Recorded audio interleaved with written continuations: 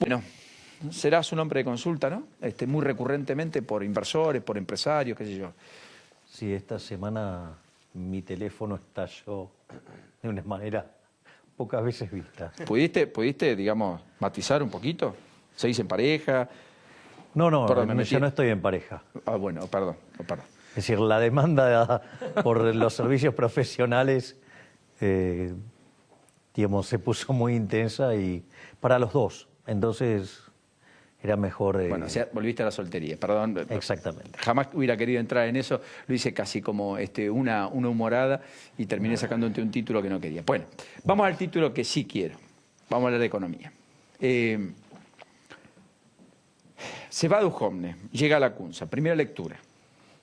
Vamos por orden.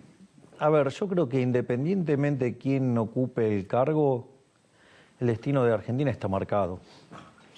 O sea, Argentina va de cabeza a un default y básicamente la única batalla que puede dar hoy es la de tratar de evitar una hiperinflación.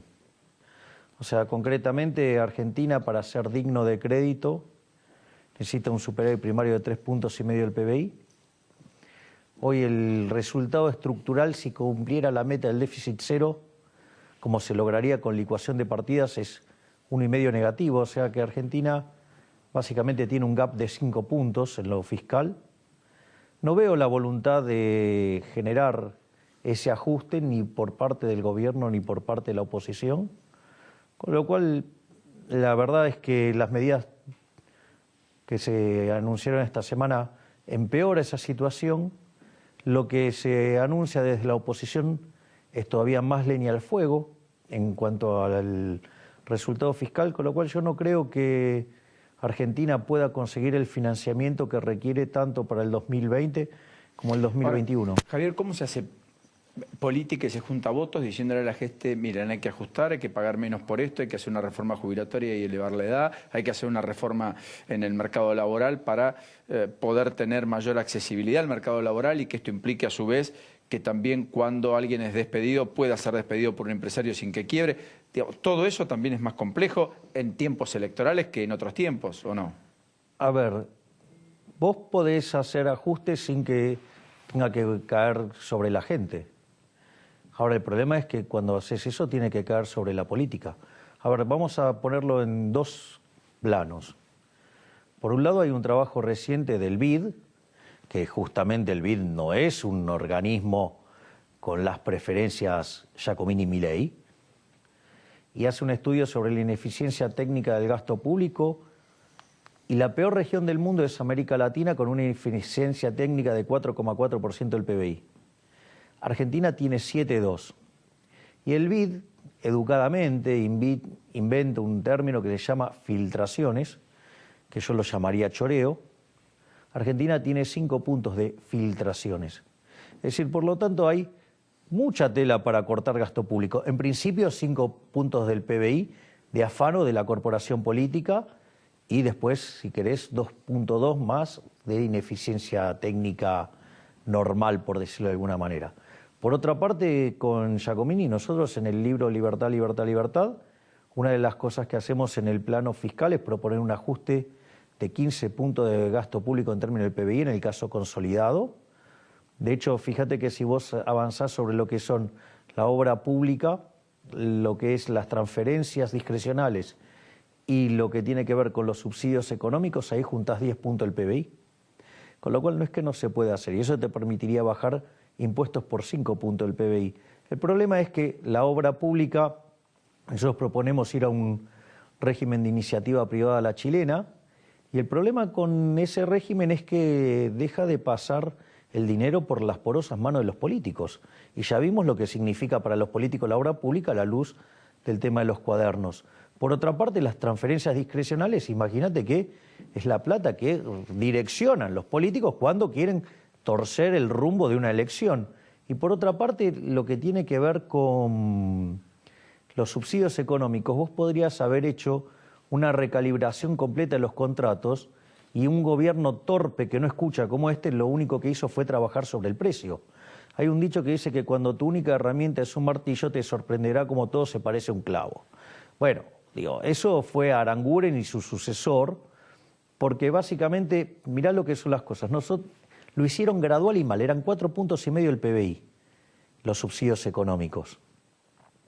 Fíjate que dijeron lo van a reducir en 3 años, era 1,5 puntos por año, y ¿qué hicieron? Solo le pegaron al precio. El primer año subieron 400%, se multiplicaron por 5. Nosotros, en la propuesta que nosotros hicimos, está en un libro que se llama Política Económica contra reloj, hay 140 hojas dedicado a eso. Básicamente lo que hacías era redefinir todo el contrato. Plazo de concesión, programa de inversiones, política de dividendos, management fee, endeudamiento, garantías sobre nuevo endeudamiento para inversiones. ¿Sabes cuánto subía en el primer año la tarifa en nuestro modelo y eliminando por completo los subsidios económicos? 100%. ¿Te das cuenta? O sea, este gobierno hizo todo lo que hizo, lo hizo mal. O sea, perdóname, para adentrarme un poquito en un capítulo que le ha pegado muy fuerte al bolsillo de la clase media y los sectores, en todo caso, vulnerables, que no reciben subsidios, porque también los hay, o clase media empobrecida, etcétera, que paga todas las cuentas y que no recibe subsidios. Vos decís, si hubiera habido integralidad en la política energética, lo que hubiera habido es, bueno, usted tiene un contrato, no sé, por 50 años, bueno, yo le doy por 80.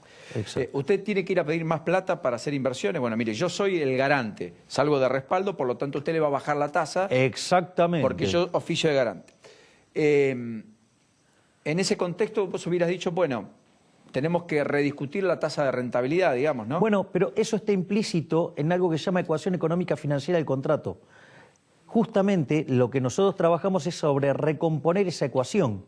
Fíjate esto, el gobierno dio todos estos aumentos tarifarios y no consiguió inversiones. ¿Por qué? Porque nunca cerró la ecuación económica financiera del contrato. En cambio, aún hoy. Claro, por eso es, digamos, vos, mientras que no tengas cerrada la ecuación económica financiera del contrato, no vas a invertir. Bueno, te voy a hacer preguntas concretas. Los anuncios de la semana pasada, ¿ayudan en algo al menos como paliativo frente a...? No, para nada. No, para nada, porque lo que hizo fue dispararte más el riesgo argentino. Es decir, se incrementó la probabilidad de default. Es decir, la señal es muy mala. Porque vos, ¿qué es lo que tenés? Macri, frente al desastre electoral, se le abre un abanico de 3 posibilidades. Una es hacer el ajuste fiscal, ponerse los pantalones largos, o sea, asumir una responsabilidad histórica frente al país, a costo de que si vos estás haciendo un ajuste en un contexto donde no tenés confianza, el aumento de ahorro no tiene contrapartida de inversión, se te cae la actividad económica, se te cae el empleo, se te cae el salario real, tenés más pobres e indigentes. Pero ponés las cosas en orden, dejás la hoja de ruta limpia para el próximo gobierno. Esa es una alternativa. La otra alternativa es que siga haciendo lo que está haciendo. Y la verdad es que ya la chocó. Es decir, este camino es obvio que ya no funciona. Y la otra que tenía era hacer populismo. Y esto es una estupidez enorme. Primero porque te hackea el acuerdo con el fondo. ¿Sí? La verdad es que el fondo sería bastante irresponsable, si bien le puede dar un waiver y darle el próximo desembolso, sería una irresponsabilidad porque la meta... ¿Vos crees que si viaja la CUNSA o viene el fondo, no esta semana, la próxima, etcétera, y mira y revisa el programa financiero de la Argentina y las últimas decisiones, etcétera, el fondo debería romper con la Argentina y debería caer el acuerdo? ¿Por qué? Pero si cae el acuerdo, no le gira los 5.400 millones de dólares. Claro, exacto. Sería una irresponsabilidad, es tirar... ¿Y si eso pasa, qué pasa? Argentina cae en default. ¿En septiembre? Claro. No el año que viene. No, exacto. Se adelantaría ahora el default. Porque ¿cuánto hay que pagar en septiembre? El fondo te gira la que vos tenés que poner, justamente 5.400 palos. Te permite el rollover, como se llama. Exactamente. Entonces, ¿cuál es el punto? El punto es el siguiente. Vos, ahí tenés un tema. La meta del primer semestre se cumplió maquillando los ingresos. O sea, hubo ingresos transitorios que se anotaron como permanentes. Con lo cual, vos ya sabías que durante el segundo semestre no ibas a cumplir. Si a esto le sumás que están tratando de hacer política fiscal expansiva, si a esto le sumás que la descoordinación macroeconómica que hay en este momento va a hacer que no cumplas con las metas de crecimiento y por ende de recaudación, digo, los números van a ser mucho peores. Y esto es muy grave porque, digamos, si vos vas a un default, más vale que tengas la posibilidad de hacer un nuevo acuerdo, pertrecharte de reservas para evitar una hiper. Cuando Alberto Fernández entonces le pide a Macri que en virtud de la buena relación con el fondo, sea él quien renegocie el acuerdo que él llevó adelante el año pasado y que ha sido modificado en 3 oportunidades, ¿vos tenderías a validar esa iniciativa de Alberto Fernández o a decir, no parece descabellado? Lo venía planteando Labaña. Pero vale es que tiene, pero tiene razón Alberto Fernández. Alberto Fernández es un presidente virtual, si vos querés. La coyuntura económica de Argentina hoy es peor que la que teníamos en la primera etapa del 89. Porque vos por lo menos en el 89 tenías un presidente electo. Entonces, digamos, cuando le estalla la hiper a Alfonsín, se puede ir y asume Menem. Hoy tenés un presidente virtual, o sea, Alberto Fernández solamente es candidato, es un candidato que en las PASO sacó un número tremendo de votos, ¿sí? Pero no deja de ser un candidato a la responsabilidad de Macri. ¿Y qué es lo que hizo Macri? En lugar de hacer el giro correcto, lo que le demanda la responsabilidad institucional hacia el pueblo argentino, no, giró hacia el populismo. Claro, Javier, pero ahí yo te voy a decir, está bien, te entiendo. Ahora, la gente que nos mira dice, basta con el fondo, dejemos el ajuste, no va más, no da más. La gente le dijo, no da más, no puedo pagar la factura, no puedo pagar los impuestos, no llego a fin de mes, los jubilados no le alcanza, los que pagan impuestos no pueden pagar más, entonces... Pero entonces, pero qué ajuste hubo, pero qué ajuste hubo si el déficit fiscal consolidado entre nación, provincia, municipio y la posición de cuasi fiscal del gobierno, del Banco Central respecto a los títulos empeoró. Bueno, ¿qué es lo que hubieras hecho vos? Bueno, ahí yo te conté, por ejemplo, cómo bajar 10 puntos del gasto público. Pero la semana pasada, en lugar de hacer los anuncios de corte populista según definís. Yo hubiera ido por un duro giro hacia la ortodoxia. ¿Y eso qué sería? Bancarte, perder una elección, pero hacer las cosas que corresponden para la economía. ¿Y eso qué implicaría? No haber tomado ninguna de las decisiones. ¿Y qué decisión hubieras tomado? Profundizar el ajuste, pero sobre partidas que van sobre la corporación política. Por ejemplo. Por ejemplo, eliminar de cuajo la obra pública. O sea, cerrar. Eliminarla. Que dejen de robar de ahí. Eliminar las transferencias discrecionales. Pero también eso es más desempleo, sobra que eso es falso. Eso es falso. Porque en realidad, a ver, cuando vos haces obra pública, ¿con qué lo financiás? Con algún tipo de impuesto. Impuesto inflacionario, impuestos presentes o impuestos futuros, que es deuda. ¿Ok?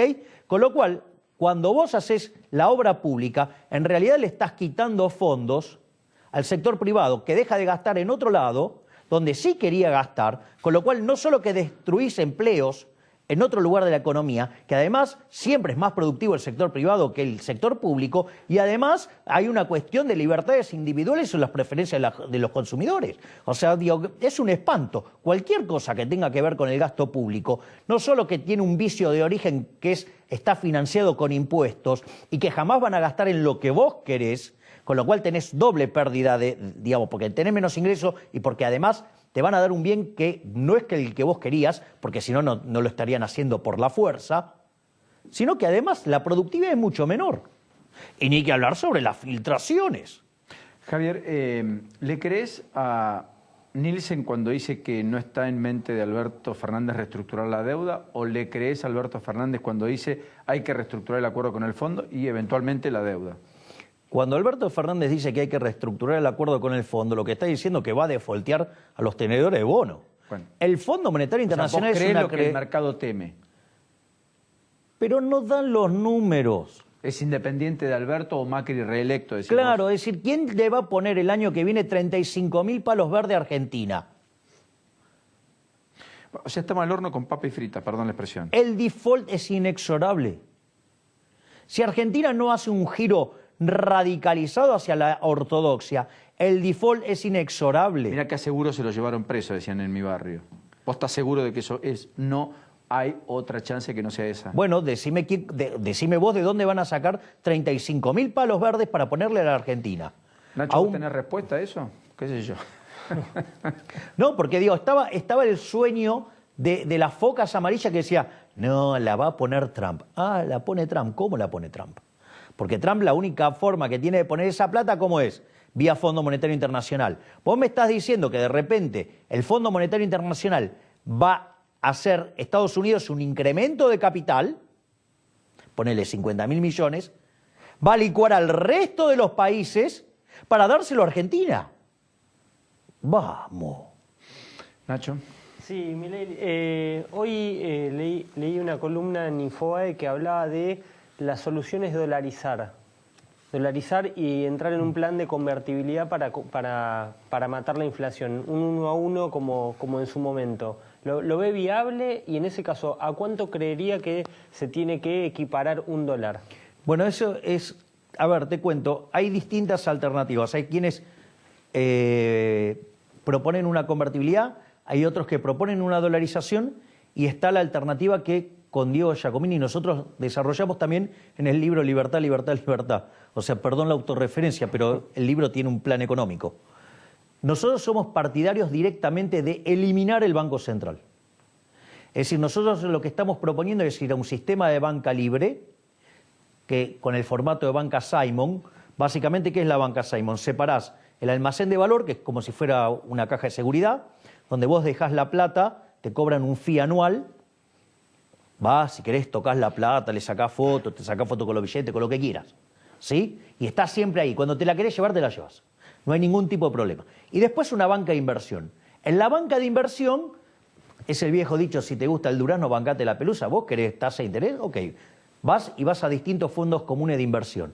Ahí, si vos elegís un fondo común malo, quebrás solamente vos, pero no afecta a la sociedad. Ese sistema es un sistema anticorrida. Se desarrolló en la Universidad de Chicago en la década del 30, después de la Gran Depresión. Simon era uno de los economistas de la Universidad de Chicago. Ese sistema tiene la característica de ser anticorrida, por lo tanto no necesitas más el Banco Central. Además, tenés todos los incentivos para dejarlo libre. ¿Por qué? Porque si hacen las cosas mal, las pagan con la propia, ¿ok? Y entonces, una vez que vos haces eso, largás la competencia de moneda. Desde nuestro punto de vista, a la luz de la historia argentina, la moneda va a ser el dólar, ¿sí? Pero podría ser cualquier otra. Y ahí, una vez que vos decidió la moneda los argentinos, ahí liquidás el Banco Central. Pero, por ejemplo, no es trivial qué es lo que haces vos, por ejemplo, con los activos que tenés. Viste que nosotros también propusimos un mecanismo para limpiar las LELIQ.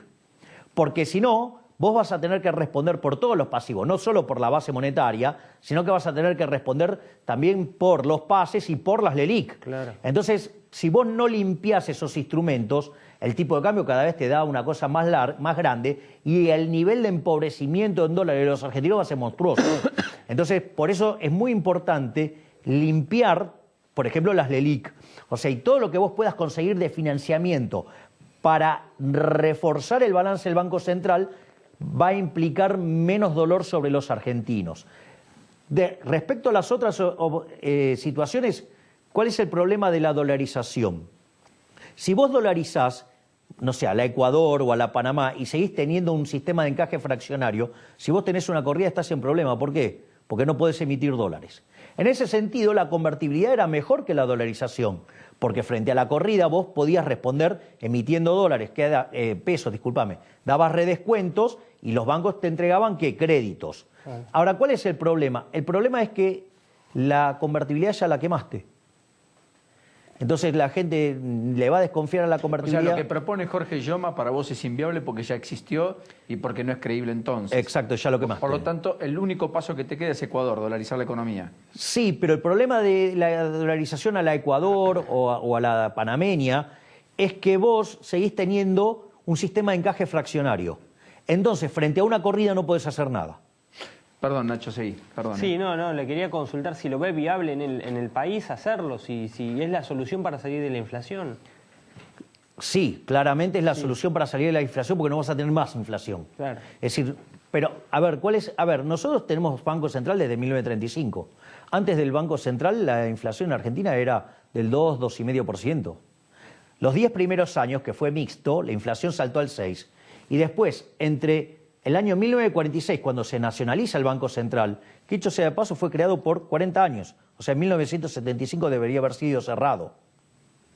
Ahí vos tenés que hasta 1991, cuando se produjo el repudio de la moneda, la inflación promedio fue 225% promedio anual. Le quitamos 13,0 a la moneda, destrozamos 5 signos monetarios, tuvimos 2 hiperinflaciones sin guerra, después vino la convertibilidad. Esto es muy interesante como experimento. ¿Por qué? Porque durante 10 años la inflación promedio fue 9% anual. Pero se concentró en el primer año y medio. A partir de 1993, Argentina fue el país con menos inflación del mundo. En 1997, Argentina creció muy fuertemente con deflación. Después le devolvimos el mono, la navaja al mono. En los primeros 4 años del régimen K la inflación promedio fue 10, en la segunda parte 20, después 30, y este gobierno, vaya a saber, no se puede saber, puede terminar en cualquier desastre. Entonces, ¿por qué? Porque una vez que se gatille el default, tenés una probabilidad altísima de que haya una corrida bancaria, que para eso, digamos, los bancos tengan que darse vuelta y pedirle al Banco Central que pague las LELIQ, y cuando vos tires nafta al fuego, porque vas a estar tirando emisión monetaria, cuando la gente no quiere tener pesos, vas a tener una corrida cambiaria que va a derivar en una hiperinflación. Es fuerte. Javier, 2 o 3 preguntas puntuales. Pero te das cuenta, ¿no? Que Sí. del default no podés salir, pero podés hacer un montón de esfuerzos para tratar de evitar la hiper. Está bien, pero no es el camino que el gobierno eligió, porque el gobierno está pensando en cómo recompone con cierto sector de clase media enojada, a la cual el gobierno le quitó... Sí, populismo de segunda poder de marca. compra. La verdad que vos pudiendo elegir populismo de primera marca, populismo premium, que es el peronismo, contra populismo de segunda marca, vas a elegir el premium. Aparte te voy a decir algo, aun cuando vos le igualaras la calidad de populismo, el otro populismo tiene una fidelidad enorme. Si te convocan, ¿serías ministro de Economía? No. Yo quiero ser presidente del Banco Central para cerrarlo. Como dijiste varias veces. Obvio. Obvio, porque estoy convencido que no hay forma de que vos tengas un Banco Central que... O sea, yo tengo un problema conceptual con el Banco Central, para mí es una estafa. ¿Sí? Está bien. Entonces imaginás, más inflación, menos poder de compra, sigue la destrucción de empleo y en todo caso imaginás... Es que, a ver, tenés una descoordinación macroeconómica fenomenal. ¿Por qué? Porque por un lado, a vos la tasa de interés ya se te fue a las nubes. ¿Sí? Porque ante la inminencia del default, ¿sí?, la tasa de interés en dólar en Argentina es gigante. Pensá que el Bonar 2020 oscila en un riesgo país entre 4.500 y 7.000. ¿Ok? El promedio del riesgo país es 1.900, 2.000, pero el de la punta es 7.000 o 4.500 según si alguien está metiendo guita ahí. Ejemplo, el gobierno. Eso hace que no haya inversión viable en este país. Y además, cuando se genera esta situación, la gente se asusta y ahorra.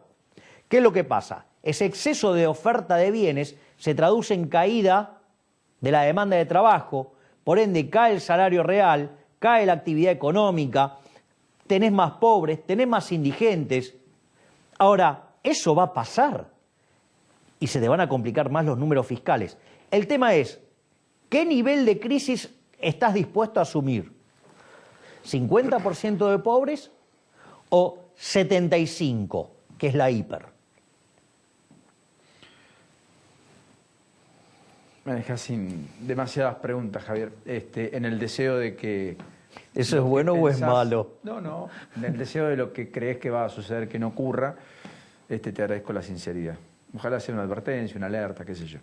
Y en el aporte al debate, que sin duda has hecho mucho ahí. ¿Cuántos años estudiaste economía?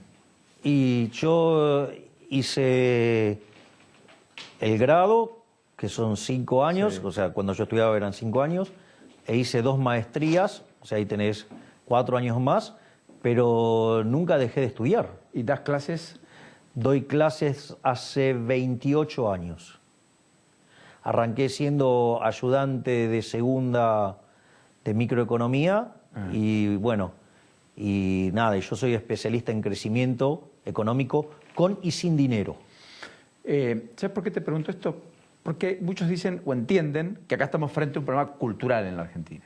Por eso, una frase, quiero leer la de Sebastián Borenstein. Yo no sé si vieron la entrevista que le hicieron en Infobae. Sebastián Borenstein dice algo así como que en la Argentina los monólogos de Tato, su padre, sean actuales, lo que está reflejando es a la Argentina, no la brillantez de Tato.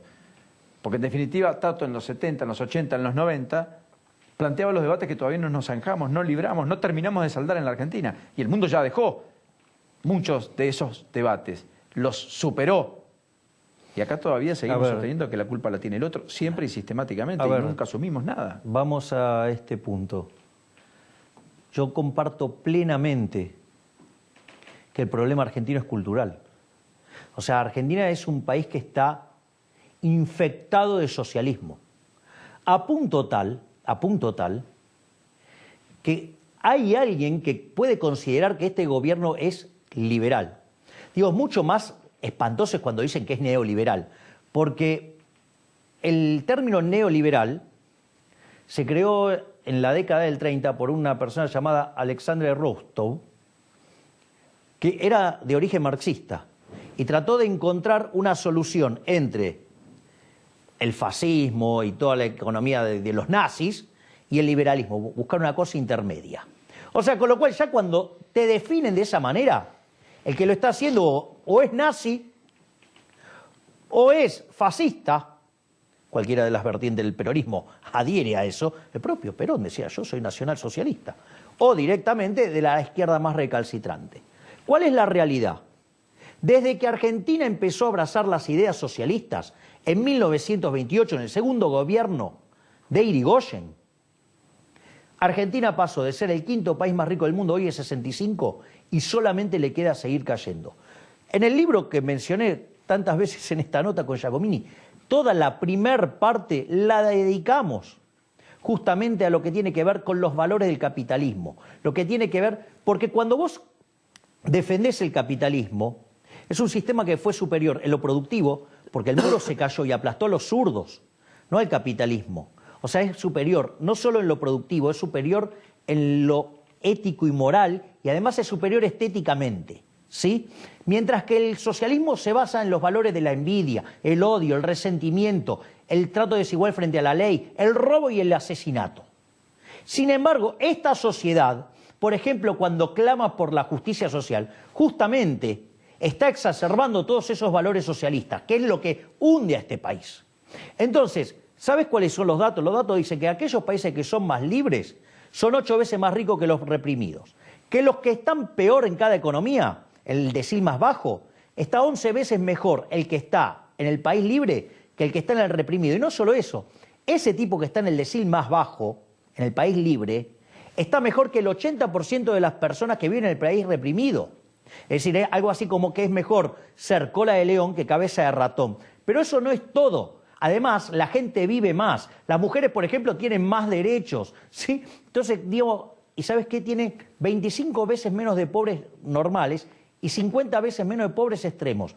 Entonces, ¿dónde está la lógica? ¿Dónde está el negocio? El negocio es ese, es la libertad. Vos sabés que antes de que existiera el capitalismo, la condición natural del hombre era la pobreza. El 95% de la población, allá por el 1800, vivía con menos de $1 diario. Después apareció el capitalismo. ¿Sabes cuánto es ese número hoy? 5%. Nunca en la historia de la humanidad se creció nada, como se creció en esta época. ¿Me comprendés? Entonces, no hay lugar a debate alguno. Ese es un problema empírico. Y sin embargo, acá parece que el muro se cayó para el otro lado. Gracias, Javier. Gracias, Paulino. Hasta la próxima. Hasta la próxima.